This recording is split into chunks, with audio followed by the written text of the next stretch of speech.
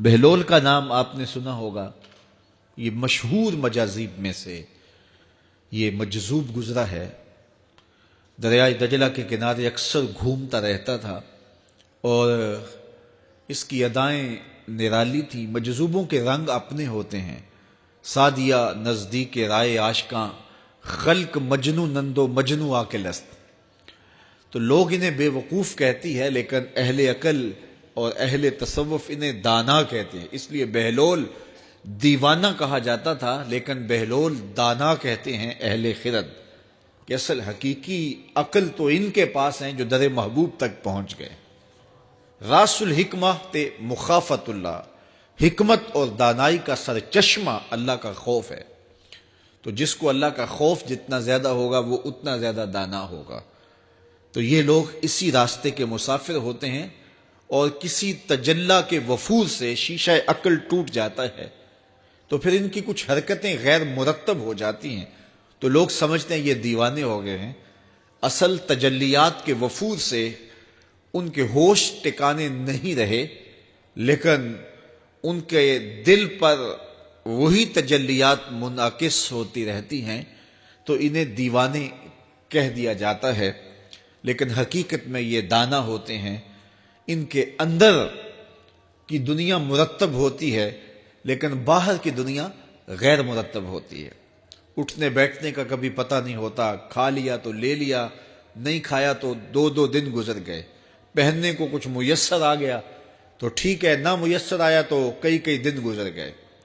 تو ان کو اپنے ظاہر کا خیال نہیں ہوتا، ان کی نظر مشاہدہ جمال پہ ہوتی ہے، اور پھر یہ دنیا سے اور اپنے آپ سے بھی بے گانے ہو جاتے ہیں، اور لوگ انہیں دیوانہ کہہ کے پکارتے ہیں۔ میں دریائے دجلہ کے کنارے حضرت سری سختی کے مزار پہ حاضر ہوا تو حضرت جنید بغدادی اور حضرت شیخ شبلی کے مزار پہ، حضرت ذوالنون مصری کے مزار پہ اور دیگر مزار، یہ سارے دجلہ کے کنارے واقع ہیں۔ تو وہاں بچے کھیل رہے تھے، تو ہم نے ان بچوں سے پوچھا کہ یہاں کوئی اور مزار بھی ہے؟ تو انہوں نے اشارہ کر کے بتایا کہ آپ اس سمت جائیں تو آگے بہلول دانا کا مزار ہے۔ تو شوق تھا تو ہم وہاں گئے، تو بہلول دانا کا مزار تھا، باہر لگا ہوا تھا بورڈ، تو شکستہ سا مزار تھا، ہم اندر داخل ہو گئے تو میں نے بہلول دانا کی قبر دیکھی کہ اس کی قبر کے اوپر جو غلاف پڑا ہوا تھا وہ بھی آدھا تھا اور پھٹا ہوا تھا۔ میں نے کہا فقیروں کی جو علامتیں ہوتی ہیں وہ مرنے کے بعد بھی پائی جاتی ہیں، آج بھی مجذوبیت کا رنگ اس کی قبر پہ نمایاں ہے۔ اور میں نے دوستوں کو کہا جو میرے ساتھ تھے، میں نے کہا دیکھو کو جو ہوتے ہیں نا مجذوب، بعض کا کپڑے بھی واجبی ہوتے ہیں ان کے اوپر، تو یہ دیکھیے کہ اس کا غلاف بھی جو ہے وہ آدھا ہے اور وہ بھی جگہ جگہ سے پھٹا ہوا ہے، تو اس کی قبر بھی اس کے جذب کی کہانی سنا رہی ہے۔ تو یہ دریائے دجلہ کے کنارے گھومتا تھا اور لوگ اس سے ملتے تو جو اس کی زبان سے نکلتا وہ پورا ہو جاتا۔ تو ایک دن دریائے دجلہ کے کنارے یہ گھوم رہا تھا کہ ہارون رشید اپنے مکان کی، اپنے محل کی چھت پہ ٹہلتے ٹہلتے بہلول کو دیکھتا ہے، تو خادموں کو کہا کہ ذرا اسے میرے پاس حاضر کرو۔ شاہی حکم نامہ تھا، جو چھت کے اوپر خادم تھے انہوں نے اوپر سے ڈولی پھینکی اور نیچے والوں کو اشارہ دیا، انہوں نے بہلول کو پکڑا اور ڈولی میں رکھ دیا، اوپر والوں نے رسیاں کھینچ لی۔ 2 لمحوں کے بعد بہلول بادشاہ کے سامنے تھا، تو بادشاہ نے بہلول سے کہا کہ بہلول ایک بات تو بتاؤ، کہا پوچھئے، کہا آپ خدا تک کیسے پہنچے ہو؟ تو بہلول نے مسکرا کے کہا جیسے آپ تک پہنچا ہوں۔ علامہ اقبال نے جو مرد کلندر کی نشانیاں بتائی ہیں ان میں سے ایک نشانی یہ ہے، بات میں سادہ و آزادہ، معانی میں دقیق، کہ اس کی بات بہت لمبی اور لچھے دار اور گچھے دار نہیں ہوتی، سیدھی سیدھی بات ہوتی ہے لیکن سیدھی روح میں اترتی ہے۔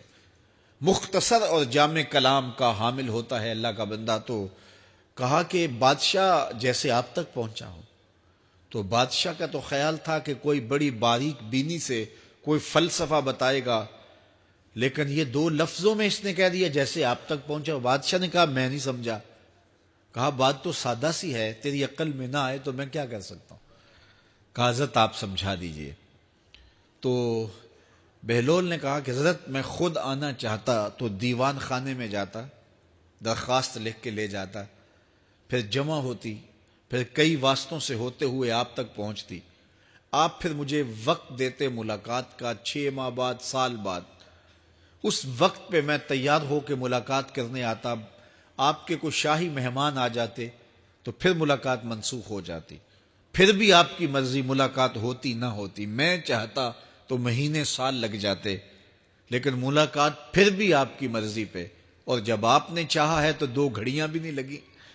تو کہا بندہ چاہے تو کروڑوں سال بھی بیت جائیں, اس کے قرب کی کوئی انتہا نہیں ہے, لیکن جب وہ چاہے تو 2 گھڑیاں بھی نہیں لگتی.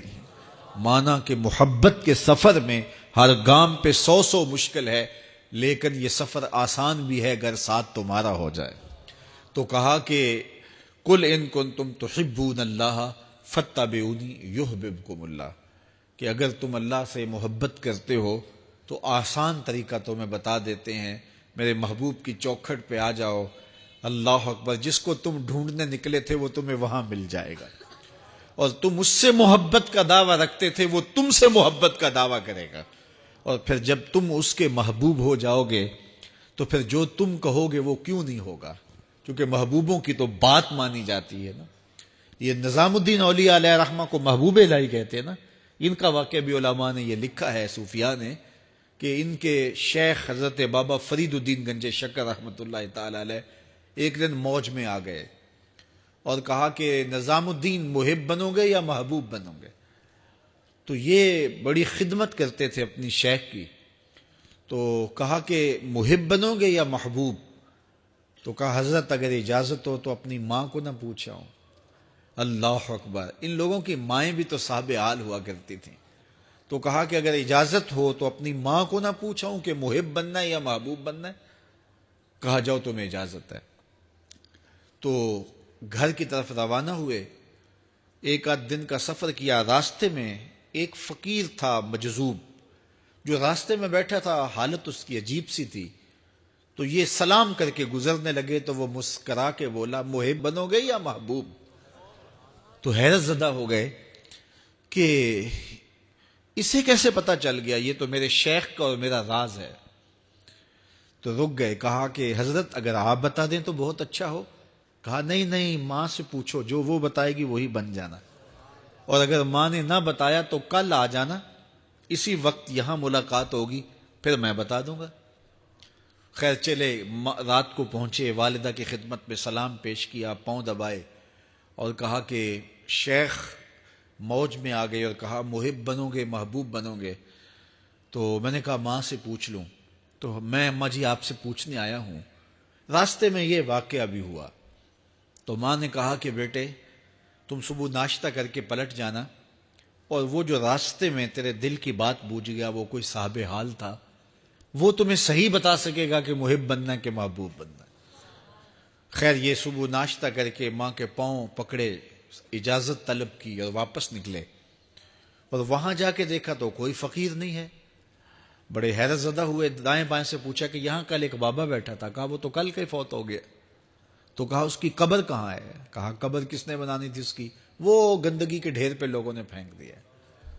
دل میں بڑے حیرت زدہ ہوئے, اتنا با کمال تھا, لیکن اپنی حالت یہ. خیر وہاں چلے گئے اور جا کے کھڑے ہو کے پوچھنے لگے, بندہ خدا دل کی باتیں پوچھتا تھا اور میرے ساتھ وعدہ کیا تھا کہ اگر ماں نے نہ بتایا تو کل آنا, اور اپنا پتہ ہی نہیں تھا کہ کیا ہونے والا ہے. یہ بات کہی تو بابا اٹھ کے بیٹھ گیا.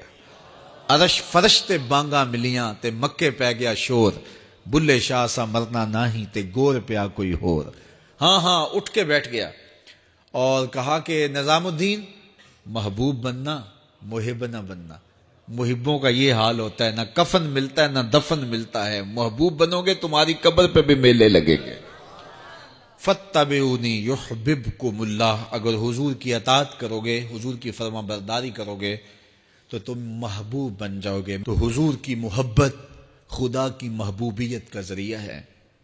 اس لیے ہمیں حضور کا پیار اپنی روحوں میں موجزن کرنا ہے، حضور کی محبت اپنی روحوں میں اتارنی ہے، اور محبت اپنے تمام تر تقاضوں کے ساتھ جب روح پذیر ہوگی تو پھر ہمارا انداز زندگی بھی سنور جائے گا، ہماری آخرت بھی سنور جائے گی۔